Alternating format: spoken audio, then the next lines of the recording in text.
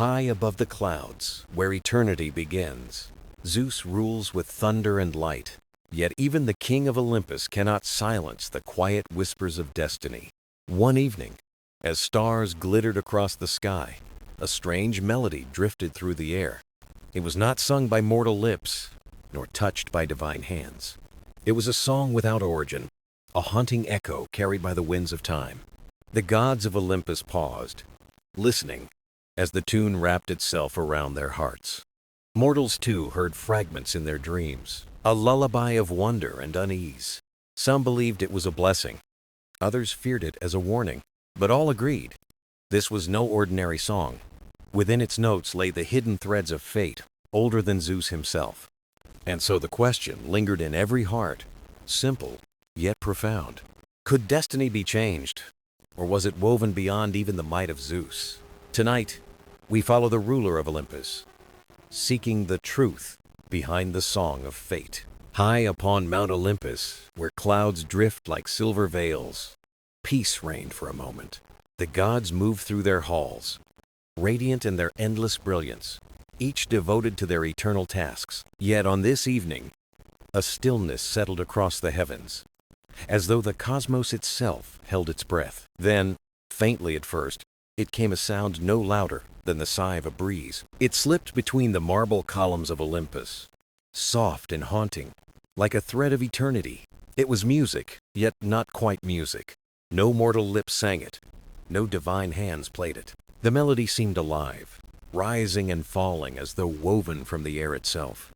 Zeus, seated upon his golden throne, straightened at once, his storm-born ears catching the fragile notes.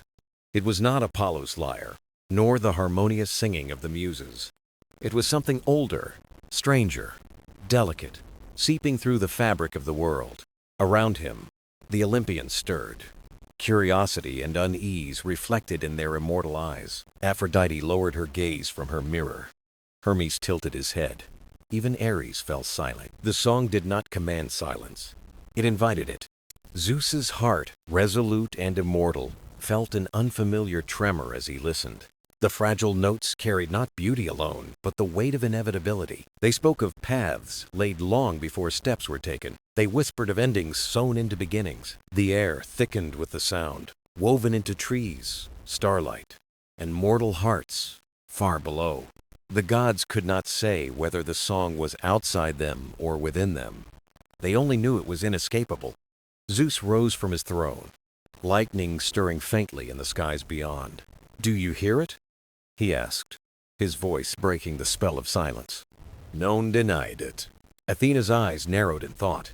Apollo's hand rested uneasily on his lyre.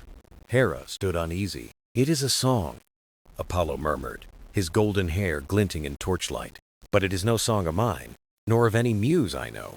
Its origin is beyond Olympus." Zeus's hand tightened on his scepter, his storm-filled heart sensing immeasurable power in its notes. Far below, mortals stirred in their sleep, their dreams touched by the melody. A shepherd dreamed of rivers that sang. A sailor woke on his ship, heart racing at the ocean's whisper. A mother hummed unknowingly, rocking her child to the mysterious tune. The song was not confined to Olympus. It drifted across earth, sea, and dream. The gods turned to Zeus, for if answers could be found, they would be his to seek. Yet deep inside, he knew this was not thunder to summon, nor lightning to hurl. It was a force beyond dominion, and perhaps beyond comprehension. Still, Zeus would not shrink from mystery. If fate itself was whispering in music, he would listen. And in listening, perhaps discover whether destiny could be known or even shaped. The song lingered, fragile but unbroken, wrapping the night in timeless hush. It was only the beginning. The song lingered softly as dawn touched Olympus with its first light. Zeus had not slept, standing on his marble balcony, listening to the melody that never faded. It curled around the mountains, threaded through the winds, and always returned to his ears. With each note, Zeus knew this was not a song of gods, but a song of destiny. Whispers rose among the immortals, uneasy as the melody refused to leave their minds. The muses debated in hushed tones, powerless to match the sound with their gifts. Apollo plucked his lyre, but even his divine strings could not capture the haunting tone. It was beyond them, beyond their reach, beyond their craft. Then Athena spoke, her voice steady and filled with wisdom. "My father, this melody belongs not to Olympus, nor to earth or sea. It belongs to the Moirai." The chamber fell silent at the name of the Fates. Clotho, Lachesis, and Atropos, the three who spun, measured, and cut the threads of life. They were older than Olympus, older even than the reign of Cronus. Born of night and necessity, their weaving stretched beyond all. Zeus knew this truth well, though he rarely sought their presence. Even the king of gods did not command the Moirai. Yet as the song lingered, he felt Athena was right. This was their doing, the sound of destiny itself. Hermes leaned forward eagerly, his eyes glimmering. "Then let us ask them. Surely they have woven a message into the melody." But Hera's voice cut sharply through his suggestion. "The Fates do not answer. They weave. Those who question them find themselves tangled." The gods fell uneasy, but Zeus's heart remained steady. He was ruler of Olympus, guardian of order, and he would not ignore destiny's call. That night, under a sky of stars, Zeus descended into a quiet valley. The valley was said to be the dwelling place of the Moirai, untouched by prayer or offering. The air felt heavy, humming with unseen threads of time. There, beneath ancient cypress trees, he found them at their loom. Clotho spun strands of glowing thread from the void. Lachesis measured each line with calm precision. Atropos held her shears, silent and unyielding, ready to cut. Their weaving was perfect rhythm, and Zeus understood at once. The song was not carried by wind. It was born here, in their eternal weaving. Each strand of fate carried a tone, together forming the melody of destiny. The Moirai did not look up, yet their voices spoke as one with the song. "You hear what all must hear. The song is eternal. It is the voice of destiny." Zeus bowed his head, not in submission, but respect. "I keep balance among gods and men. Why does the song come now, in peace?" Clotho smiled faintly. "It comes always. But now, you choose to listen." Lachesis's hand paused, her eyes lifting for a moment. Even kings must one day face what they cannot rule. Atropos raised her shears, their gleam catching the starlight. When the song ends, a thread is cut. The loom's rhythm grew stronger, the melody swelling in the night. Zeus felt the weight of their words pressing heavy upon him. Yet he did not turn away, his resolve unshaken. In the haunting song of the Moirai, he heard both warning and wisdom, and he vowed to seek its meaning, no matter where the path might lead. The melody of destiny did not fade, even after Zeus stood before the Moirai. It lingered in Olympus, threading through every hall, every chamber, and every dream.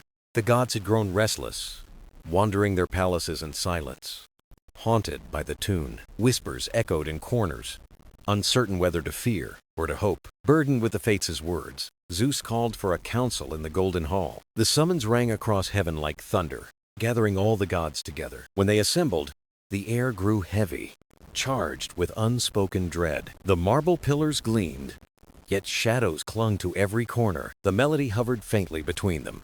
An uninvited guest, Zeus rose from his throne, his voice deep as storm clouds. "My kin, this song is not mortal. It is born of destiny, woven by the Moirai." The hall fell silent, each god uneasy. Apollo's hands tightened on his lyre, for even he could not master the sound. Artemis frowned, her sharp gaze fixed upon the horizon. Then Poseidon's voice rumbled like crashing waves. "If it is fate's song, brother, then it is beyond us. Why summon us if we cannot change it?" Zeus met his brother's gaze, steady and unyielding. "We may not change its tune, but we may learn its meaning. In knowledge lies power." Athena stepped forward, her voice calm and wise. "The Fates do not sing without purpose. If gods and mortals alike hear it, it is a message. We must heed it." A murmur rippled through the hall. Some agreed, hearts stirred by wisdom. Others doubted, fearing what truth might lie within the song. Then Hera's voice cut sharp as steel. "Often we clothe uncertainty in prophecy. If this song cannot be silenced, it is a warning. Do not chase shadows. Hermes leaned upon his staff, his smile quick and restless. To ignore it would be folly. If destiny sings, it sings to be heard. Shall we turn away? Dionysus laughed lightly, though unease flickered in his eyes. Perhaps it is the cosmos jesting. If wine soothes mortals, joy may soothe gods. Let us dance instead of tremble. The hall stirred again, voices clashing, doubts rising, unity fraying. Above them all, the melody lingered soft, haunting, eternal. Zeus raised his hand, and silence fell. His voice thundered, yet carried quiet resolve. The fates weave the song, but we must choose how to walk within it. No king, no god, no mortal escapes destiny. Yet all may face it with courage or fear. He swept his eyes across the hall. And I say this, Olympus shall face it with courage. The words struck deep, like lightning into stone. Even doubters felt stirred. Even the fearful found resolve. Still, the song lingered, winding through their hearts. The council ended, but questions remained. Zeus gave them courage, but not certainty. That night, Olympus grew quiet beneath the stars. Each god carried the song within them. Some found comfort in its rhythm, others trembled at its tone, but none could escape it. And Zeus, seated on his throne, gazed far into the distance. In the silence, he whispered, "If destiny sings, I will learn the words." The council had ended, but the melody of fate remained. It spread like mist, seeping into the hearts of gods and mortals alike. By day, Olympus shone with light, yet shadows lingered in every mind. By night, dreams became doorways through which the song whispered. Mortals across the earth tossed in their sleep, haunted by visions. Some dreamed of rivers bending against their course. Others saw stars falling like rain, only to rise again with dawn. In Sparta, a soldier dreamed of laying down his spear to become a poet. In Athens, a merchant dreamed of ships swallowed by the sea, yet sprouting wings. Children in villages awoke crying, still humming the strange melody. The gods, too, were not spared from the whispers of destiny. Hera dreamed of a crown breaking in two, one half fire, one half shadow. Poseidon dreamed of a wave frozen mid-crash, unable to fall. Apollo dreamed of his lyre shattering, strings flying into the stars. When he awoke, his hands trembled as he touched his instrument.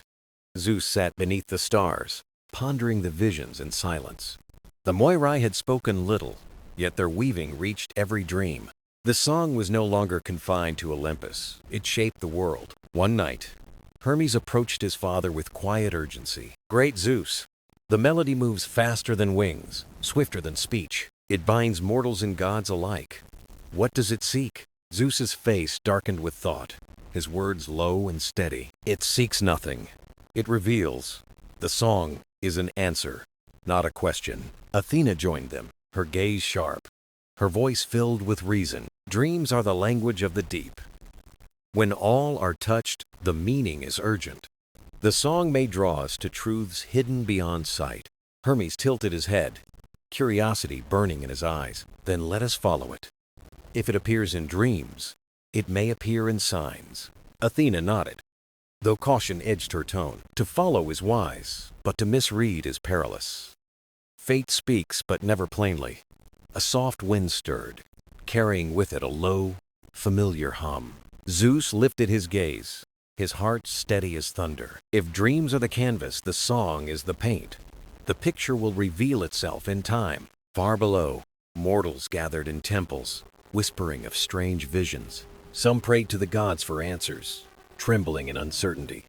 Others feared the world's end, seeking omens in thunder and flight. Poets and priests began recording dreams, spreading them across cities. Patterns emerged: rivers, stars, crowns, wings, broken instruments. All carried fragments of the same haunting melody. Still, the song did not fade. It lingered, eternal and unyielding. Zeus felt the weight of truth pressing heavier each night. Destiny spoke not only to gods, but to all creation. And though Zeus stood unshaken, he sensed the horizon tremble. The melody was not a storm to end, but a path to walk, and all gods and mortals were already walking it in their sleep. The halls of Olympus shimmered with dawn light, yet Zeus's mind wandered to the haunting song that clung to him like mist at sunrise. He knew it was not born of mortal music, but of the fates themselves. So he journeyed to the edge of the cosmos, where time unraveled into silence. There, the Moirai Clotho, Lachesis, and Atropos watched and wove destinies. Their domain held no splendor, only threads glowing softly in endless darkness. Clotho, the youngest, greeted Zeus with eyes that seemed to expect him. "You hear it, don't you?" she asked, her voice carrying ancient weight. "The song of what has not yet come." Zeus inclined his head. "It follows me even in dreams. I fear it, yet I cannot ignore it." Clotho smiled faintly, as if telling a story meant only for him. "The song is not a curse. It is a thread spun from tomorrow's edge. To follow it is to glimpse what may yet be woven." Zeus frowned and tightened his grip on the thunderbolt's scepter. "Then show me. I cannot allow shadows to fall upon Olympus." Clotho guided him closer to her vast loom of shining strands. Some threads glowed like rivers of silver, flowing strong and steady. Others flickered, trembling and frayed, close to being cut. She plucked one strand, and the song rose clearer, stronger, familiar. It shimmered like a harp string, echoing in the chamber of fate. Zeus recognized it instantly, the same melody haunting his nights. He listened, and visions wove themselves within the music. A figure at Olympus's gates, a storm of silence, a fragile choice. Each vision shone like glass, delicate and world-shaping. Zeus drew back, unease in his voice. "This is my destiny?" Clotho shook her head gently. "No, Father of the Sky. It is not yours alone. It is a chorus, woven for gods and mortals alike. What you do will shape its ending." The words lingered, heavy as stone, pressing upon him. Zeus, who once defied titans, felt doubt stir in his heart. How does one confront a song, unseen yet unyielding? Clotho touched the loom with steady hands. Every fate begins as a thread, delicate and soft. It grows strong through choice, courage, and love. You cannot silence the song, but you may shape it. Zeus stood in silence, the echoes still weaving around him. He thought of Olympus, of Hera, of his children, of mortals below. The melody was not his alone, it was shared by all. Finally, he lowered his head in understanding. The song is not to be feared, it is to be followed. Clotho smiled, and her fingers returned to weaving. The threads shimmered, carrying the music of futures unwritten. As Zeus departed, the song still followed him. But now, it no longer felt like a warning. It felt like a guide. Zeus left Clotho's loom, with the song still echoing in his heart. It no longer frightened him, but it filled him with questions. What future did the melody point toward, and what role was his? He knew strength alone would not bring the answers he sought. So he turned to Lachesis, the measurer of lives and stories. Her hall stretched wide, filled with rivers of glowing threads.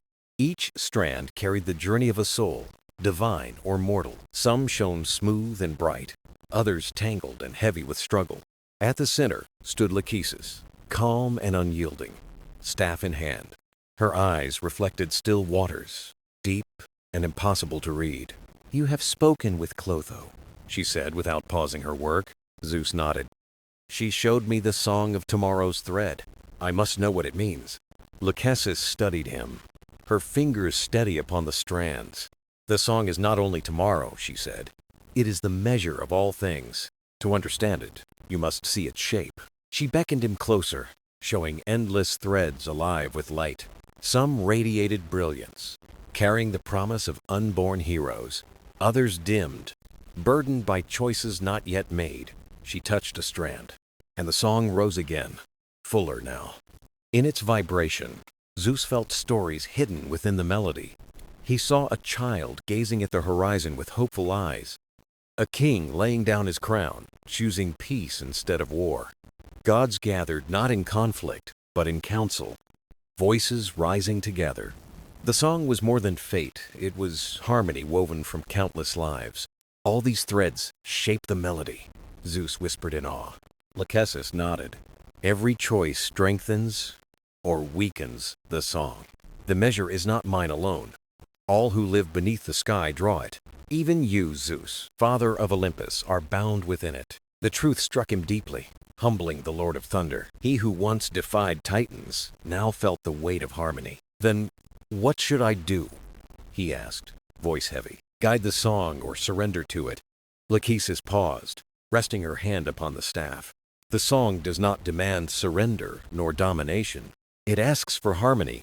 You may add your note, Zeus, but the chorus belongs to all. Zeus closed his eyes and listened again to the threads. Now he heard not warning, but possibility shimmering in sound, a melody born not from fear, but from unity. He opened his eyes slowly, understanding dawning. I will not silence it. I will let it guide me. If my note is thunder, let it strengthen, not shatter. A faint smile touched Lachesis' lips. Then you begin to understand, she said softly. The measure is not yet complete, but with choice, you shape it. Zeus bowed, no longer standing above, but within the weave. He felt part of something greater than Olympus itself. As he left her hall, the song followed close behind.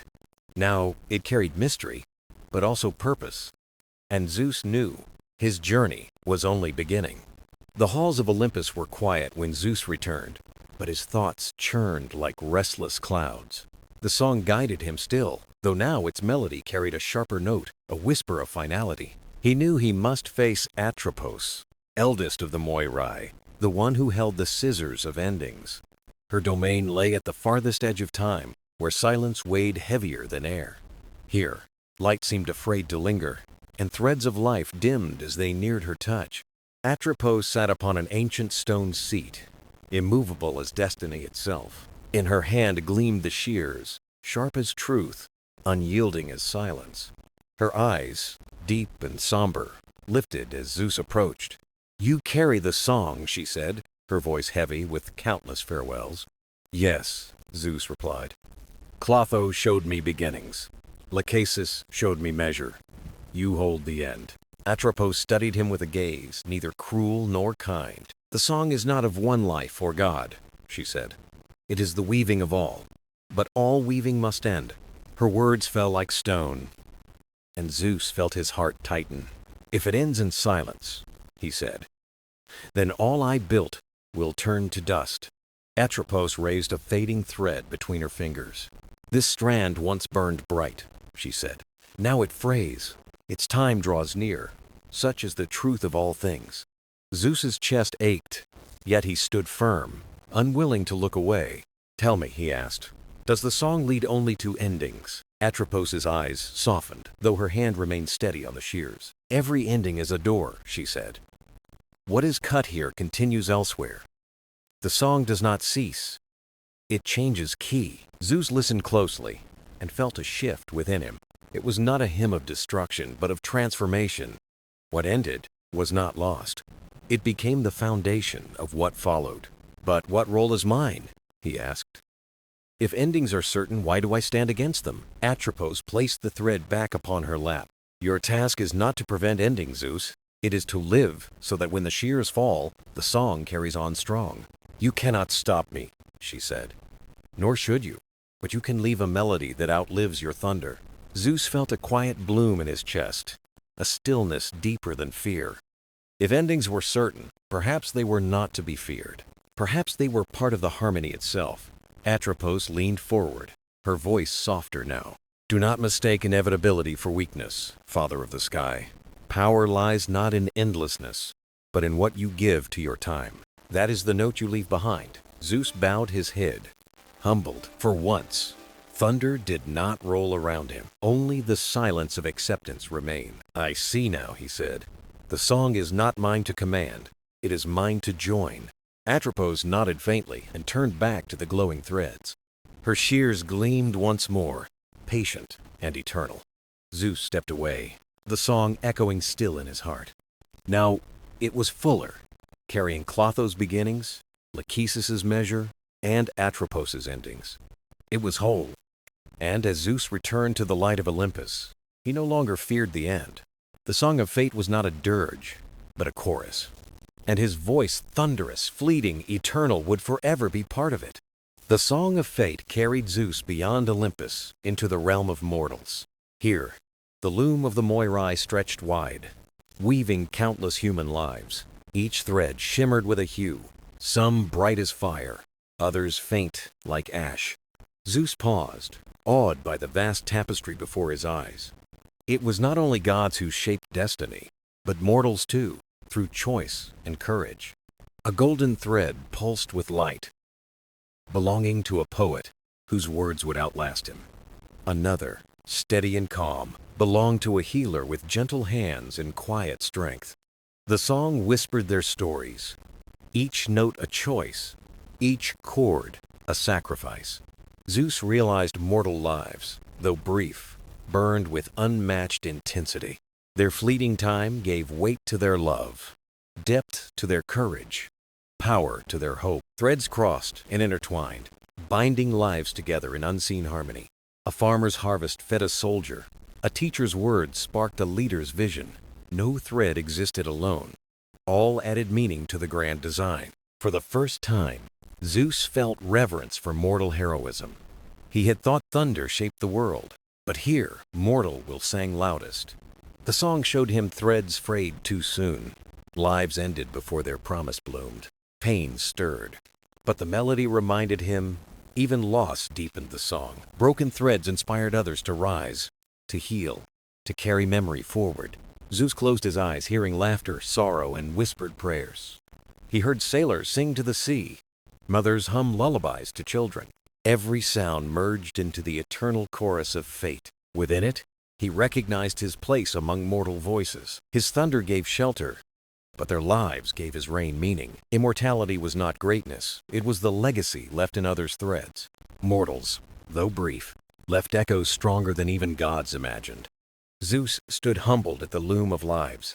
Fate was no chain, but a symphony, mortals its bravest musicians.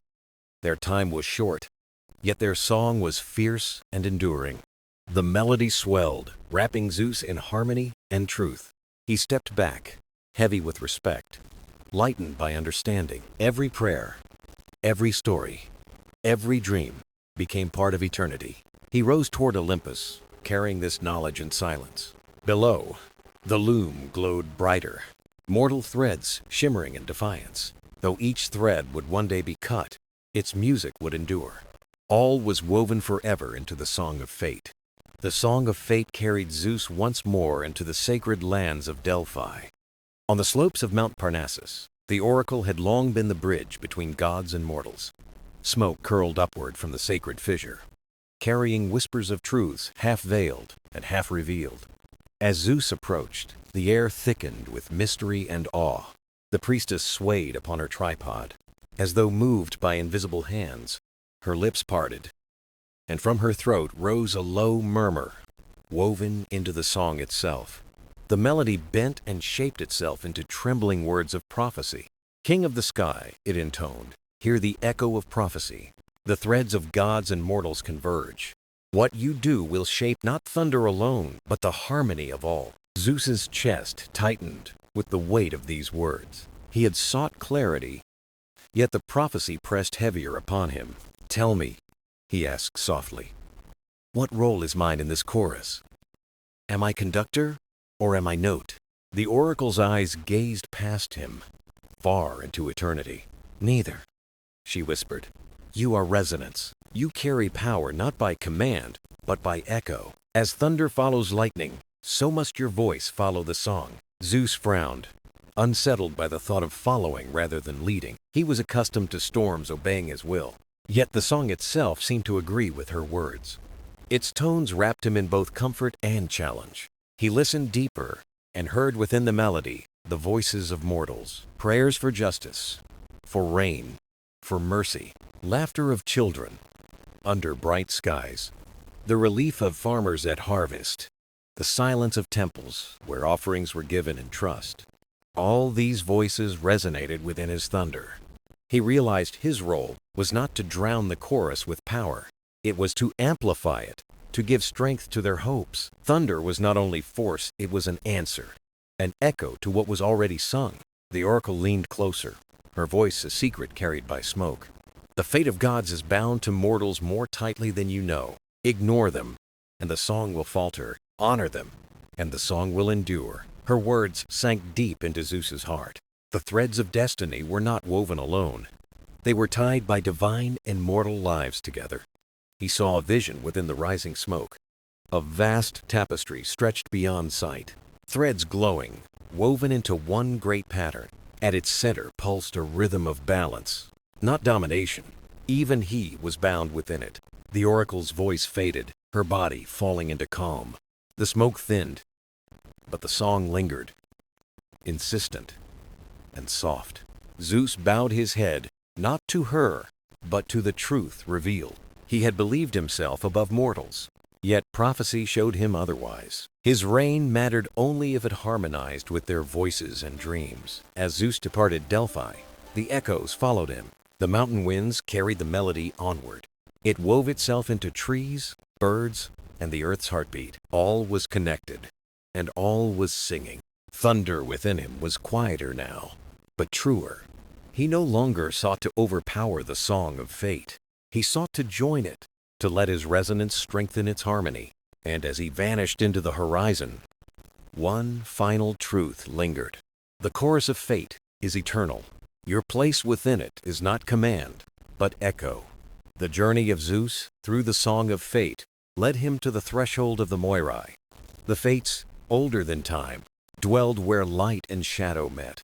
The song quieted, demanding silence to be truly heard. Threads shimmered like rivers of silver, flowing through the dark. Clotho greeted him first, her hands spinning beginnings. Each strand gleamed with possibility, waiting for its story. She smiled faintly, both kind and piercing. All beginnings are fragile, she said softly, even for gods. Each step is a thread I spin. Zeus realized his life had once rested in her hands. Then Lachesis stepped forward, ruler of measure. Her staff traced the threads, stretching them to their span. Her eyes reflected choices made and choices yet to come. Every life is measured, she said firmly. No one is infinite, not even those who believe so. Your reign is long, but it too is a span. Zeus shifted, unsettled by her truth. He had thought himself eternal, untouchable. Yet before him lay countless threads, finite and fragile. Atropos came forth, silent, holding the shears of ending. She spoke no word, for her truth was clear. No thread escaped her. Not God, not mortal, not star. The song deepened, resonating in Zeus's chest. He felt small before them, king without a throne. Together they wove, seamless in their unity. Clotho spun, Lachesis measured, Atropos watched. The loom blazed with threads beyond comprehension. Zeus leaned closer, breath caught in awe. Within the tapestry, mortal lives shimmered. Kings and beggars, warriors and poets alike, mothers, children, their joys and sorrows entwined. Among them, the threads of gods glowed brighter. His own thread appeared, thunder, bright yet bound, woven beside Hera, tangled with his children's fates, interlaced with mortals who prayed to him. His choices rippled across the weave endlessly, powerful, but never solitary or supreme. Clotho's voice rose, steady and true. You are not above the song, Zeus. You are within it, one note among many. Lachesis touched his thread with her staff. Your thunder is strong, but beware its use. It can unravel harmony, not only your reign. Atropos lifted her shears slightly, glinting cold. Zeus shivered at the weight of her silence. Every thread, even his, would one day be cut. The song swelled, pulsing within him. Fate was not a chain, nor a cage. It was a melody, eternal, complex, whole. His voice was necessary, but never supreme. For the first time, Zeus bowed with humility. The fates wove on, eternal and unmoved. Their gaze gave no answer, yet truth was clear. The loom stretched vast, holding all in harmony. Even the king of gods was but a note. Zeus turned away, carrying their silent lesson. The tapestry shimmered, threads whispering of stories. The song of fate wove on, unbroken. Zeus carried its echo, humbled yet stronger. The song of fate guided Zeus away from the loom of the Moirai. He descended quietly, without thunder, carried by the melody. A small village appeared, hidden between green hills and rivers. The people worked. Unaware, the Father of Gods watched them. They sang as they labored, weaving rhythm into their tasks. A farmer hummed gently while guiding his plow. Children clapped and laughed, turning chores into play. A mother sang lullabies, soothing her restless child. Zeus listened, struck by the power in mortal voices. Their songs were not grand, but raw and real. They sang not to command, but to live. He sat beneath an olive tree, unseen, letting it wash over him. Imperfect, yet vibrant, their music carried survival, love, and sorrow. Woven together, it rivaled even the music of the spheres. The farmer paused, gazing upward with quiet thanks. Zeus felt the prayer thread itself into the tapestry. Nearby, an elder gathered children, telling stories of gods. The children laughed, gasped, and dreamed with wide eyes. Zeus saw himself reflected, yet also something greater. They wove him into their chorus through hope and belief, not through thunder, but through justice and meaning. Mortals asked, not for perfection, but for presence. They wanted their voices heard, their lives acknowledged. Zeus closed his eyes, humbled by their offering. This was gratitude, not worship born of fear. Night fell, and the village gathered for a festival. Fires burned bright. Drums echoed with the earth's heart. Voices rose in harmony, praising land, sky, and each other. Zeus watched, unseen, as they celebrated life itself. Their chorus was stronger than temples, rooted in living. It lingered in love, in laughter, in silence. For the first time, Zeus felt part of their harmony. His thunder was no longer command, but echo. The dancers circled, children leapt, elders clapped. Their chorus lifted, merging with the eternal song. Zeus rose from the olive tree, earth glowing beneath him. They did not see him, but they felt his blessing. A soft wind stirred the flames, carrying unseen thunder. Their voices rose higher, strengthened by his presence. Zeus whispered, not as ruler, but companion. Your voices make the heavens resound. Your song gives my reign meaning. The chorus of mortals did not fade. It rang within him, alive, eternal, unbroken. He departed, carrying their laughter, prayers, and stories. Each life a thread, each voice a note. Together they wove eternity's song. Zeus understood at last. The chorus of mortals was not beneath gods. It was their equal partner in the song of fate. The night sky above Olympus shimmered with an otherworldly brilliance.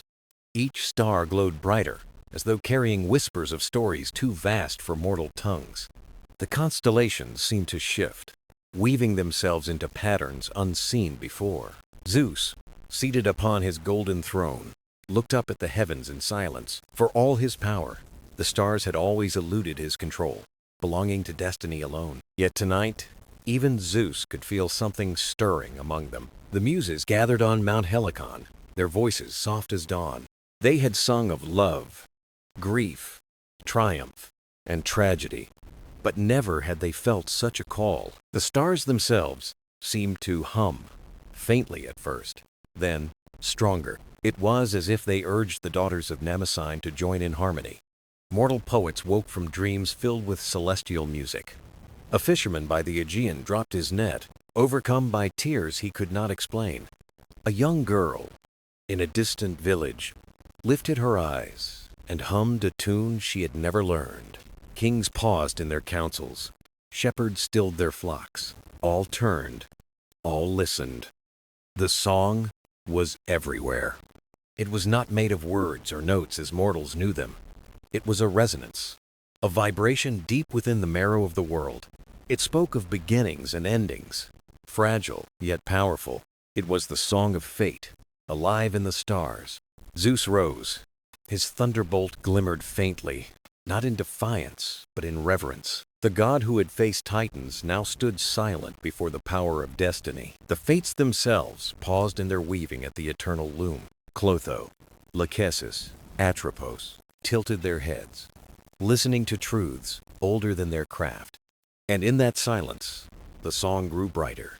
The constellations began to move as dancers in an ancient rhythm. Orion raised his bow higher. Cassiopeia leaned forward in her chair. The Pleiades twinkled like a chorus of sisters singing.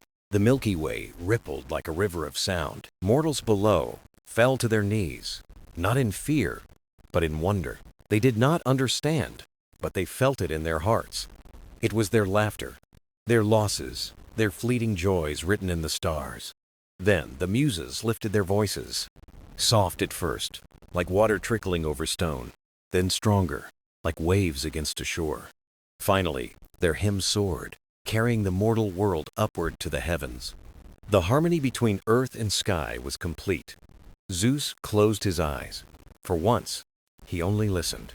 He understood that the song of fate was not a chain to bind him. It was a reminder that all power found meaning in the stories it touched. The stars pulsed once more, brighter than ever, then returned to their eternal watch. The music lingered, faint but eternal, woven into the fabric of existence. Mortals carried pieces of the song in their hearts. Poets would write verses they could not explain. Musicians would play notes they never remembered learning. Every gaze lifted to the night sky would feel the resonance of fate. And high on Olympus, Zeus sat again upon his throne. His face was calm, his eyes steady, as he reflected on what he had witnessed. For though he ruled the skies, tonight he saw something greater. Not thunder, not power, not dominion, but harmony. The song in the stars showed him what even kings of gods must learn. That destiny, though unyielding, can still sing with beauty. The night after the stars had sung, Olympus was unusually still. No feasts, no thunder, no laughter spilled from the golden halls. Even the winds hesitated, fearing to disturb the silence left by the song. Zeus summoned the gods to council, and from across the heavens they came. Hera with regal poise, Athena with sharp eyes, Apollo with his lyre, Artemis cloaked in moonlight, Hermes darting in, Poseidon rising from the sea. Each god had felt the song in the stars and carried questions unspoken. What had it meant? Was it warning, blessing, or something beyond both? Zeus, seated upon his throne, spoke not with thunder but with weariness. You have heard it as I have. The stars gave us a song I cannot command. I do not know its source, but it speaks of fate and of us. Murmurs filled the hall. Hera's brow furrowed in concern. If even you do not know, what are we to do? She asked. Athena's voice was steady, her gaze fixed on truth. It is not force we need, but wisdom. The song joined heaven and earth. Mortals heard it as we did. Perhaps that is its message. Apollo strummed his lyre, notes echoing the memory of the stars. It was not warning nor threat, but revelation, he said. The song showed us destiny as melody, and we are voices within it. Artemis spoke softly, silver light flickering around her. Mortals carry it now, fragile in dreams and in hearts. We must tread carefully. Poseidon's voice rumbled, deep as the ocean floor. Or dangerous. Mortals may feel too much power and forget their place. Hermes leaned in, eyes glinting with quiet wonder. Or perhaps they will rise higher than we expect. It is about connection. Silence returned, broken only by Apollo's faint strings. Zeus raised his hand, and even the music stilled. I have ruled Olympus with thunder and law, he said. I have faced titans and storms. Yet this is beyond me. The song belongs not to Zeus, nor Olympus, but to creation itself. The gods looked at him, surprised by the humility in his words. Athena rose, her voice calm but resolute. Let us not bind or claim it. Let us guard it as stewards, not rulers. Hera touched Zeus's arm, her tone still firm. Then let us guard one another. The stars remind us of unity. One by one, the gods agreed. Even Poseidon gave a reluctant nod. They would not seize the song, nor twist it, But honor it. Hermes broke the solemn air with a sly grin. Then we are the council of echoes. We only repeat the stars. Soft laughter spread through the gods, lifting the weight of silence. Thus, the council of echoes was formed not rulers, but listeners. That night, as they parted, the gods looked upward together. The constellations glittered as always, but now with new meaning. For once, Olympus was not above all, it was part of the song. And far below, mortals still carried fragments of its music. Farmers hummed as they tilled the fields. Children sang without reason. Poets scribbled words. Dreamers searched for verses. The song bound gods and mortals alike in a chorus eternal. The oracle's chamber was still, filled only with the hiss of burning incense. Apollo entered, golden light trailing faintly. His presence powerful, yet marked by unease. The Pythia stood before him, veiled in robes, eyes half closed, lips trembling with heavy truths. The air itself seemed alive, whispering in silence, as though the walls carried secrets. Her head rose slowly, and when she spoke, her voice carried countless echoes. Apollo, son of Zeus, bearer of light, you seek clarity where none can dwell. Your path is bound by fate, and fate bends for no god, not even you. Apollo's eyes flickered to the chamber's shadows, as though hunting hidden answers. He longed for certainty, yet certainty was always denied by prophecy's veil. The Pythia shuddered, her hands curling as unseen forces seized her body. Visions poured from her lips, burning skies, raging seas, mortals cursing the heavens. Apollo listened in silence, his face calm, though within him a storm raged. He was a god, yet still a brother, a son, tangled in the Moirai's threads. You will face betrayal, she hissed, voice sharp as steel. Not from enemies, but from those closest. Blood ties will turn into chains. The golden chariot that carries your flame will tremble on the edge of ruin. The words struck deeper than any spear. His fists clenched, but his face remained calm. Silence thickened, pressing upon him like the weight of destiny itself. Here stood the god who gave mortals hope through prophecy. Now hearing his own doom, he stepped closer, voice low but firm. Prophecy is not always fixed. It bends with choice. Tell me, is there no path where light endures without ruin? Her eyes widened, haunted, the mortal within her breaking through the divine echo. Light always endures, Apollo, but sometimes only after fire has burned all it touches. The words lingered, sharp, wrapped in riddles that cut even as they revealed. Apollo stepped back, unreadable, though within, his heart thundered with dread. He turned away, golden aura dimmer than when he entered the sacred chamber. The Pythia collapsed behind him, drained, her mortal body broken by visions. Outside, the sun blazed bright, unyielding, while mortals lived unaware of fate's coils. But for Apollo, each ray of light now carried the weight of warning. He walked into brilliance, but within him shadows clung tighter than ever. The future was no longer distant. It rushed toward him, swift and merciless. And even the god of light now felt the chilling hand of fear. The council of gods had ended, but silence lingered in the air. Olympus seemed quieter, as if the world itself had changed with the song of fate. Zeus stood alone, gazing at the horizon, stretched like unwritten parchment. For the first time in ages, his thoughts were not thunder but music. He heard faint echoes, the Moirai's song, Apollo's warning, mortal whispers. Each note returned to him, woven into a harmony beyond command or silence. He remembered Clotho's hands spinning threads from nothing. He remembered Lachesis measuring choices with calm precision. He remembered Atropos cutting not with hate, but with inevitability. They were not enemies, but guardians of balance that even Zeus could not break. The song revealed a truth. Eternity was not control, but witness. To let things pass, to honor beauty in its fleetingness, that was wisdom. Hera joined him, her presence strong yet soft. She stood beside him, sharing the horizon, her silence full of meaning. Do you regret listening? She asked, voice calm like still waters. Zeus weighed her words, his silence heavy with thought. Finally he spoke, quieter than thunder but carrying its weight. No, he said, to listen is to learn.